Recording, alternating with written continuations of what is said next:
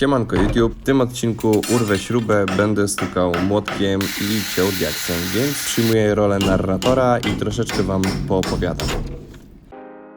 Dzisiaj zabieram się za pracę nad zawieszeniem w Hondzie. Będę wymieniał amortyzatory z tyłu, zarówno z lewej, jak i z prawej strony. Natomiast zapraszam was serdecznie, abyście obejrzeli do końca. Tam będę miał dla was taką małą informację.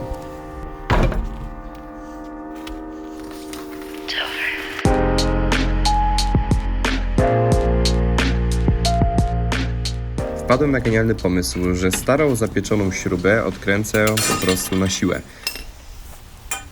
Jak widzicie, efekt był taki, że śruba po prostu się zerwała, przez co musiałem kombinować, żeby ją w ogóle wyciągnąć. Natomiast brakowało mi zarówno narzędzi, jak i cierpliwości, dlatego stwierdziłem, że tego dnia odpuszczę sobie ten temat i zabiorę się za kolejną rzecz.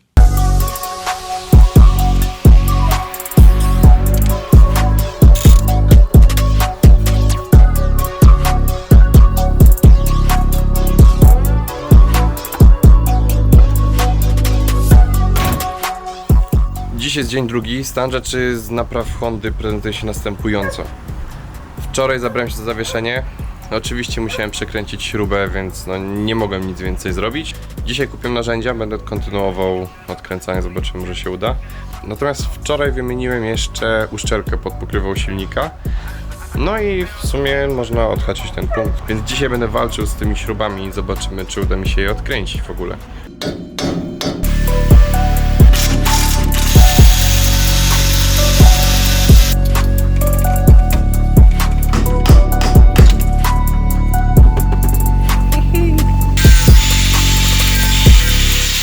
Sprawa wygląda tak, że po 2 dniach męczarni z tym amortyzatorem udało mi się go wyjąć, więc teraz tylko pozostaje go stąd jakoś wyciągnąć, ale już najgorsze jest za mną.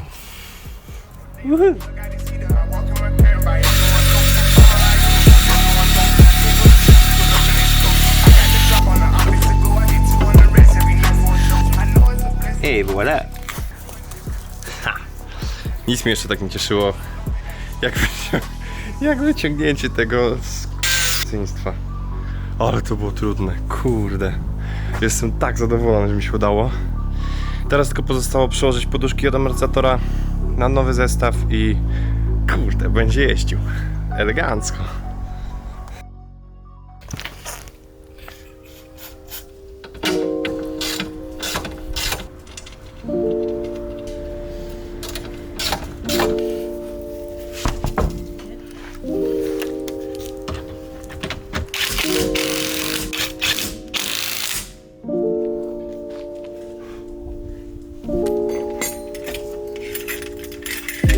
Pora na mały update. Po chyba tygodniu skończyłem tą lewą stronę z tyłu zrobione. W międzyczasie kupiłem tyle narzędzi, że chyba mi się dopiero one zwrócą po sprzedaży tego albo kolejnych aut. Natomiast wymieniłem amortyzator, łącznik stabilizatora. Duży miałem problem z tym, żeby zdjąć tą śrubę, bo ona się mocno zapiekła, a też znalezienie takiej oryginalnej to był duży problem, więc w końcu kupiłem zamiennik. Dzięki temu właśnie auto w końcu stoi na kołach. Więc ja teraz zabieram się za drugą stronę, prawą, i robię to samo dokładnie. Mam nadzieję, że tym razem mi pójdzie szybciej. Więc życzcie mi szczęścia.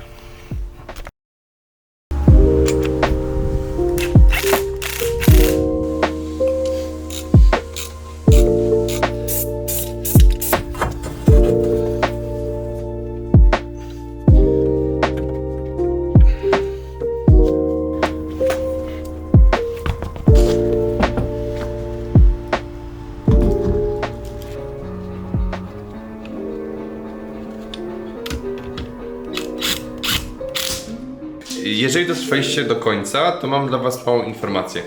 Chciałbym dać wam przedsmak tego, co będziecie mogli zobaczyć w następnych filmikach.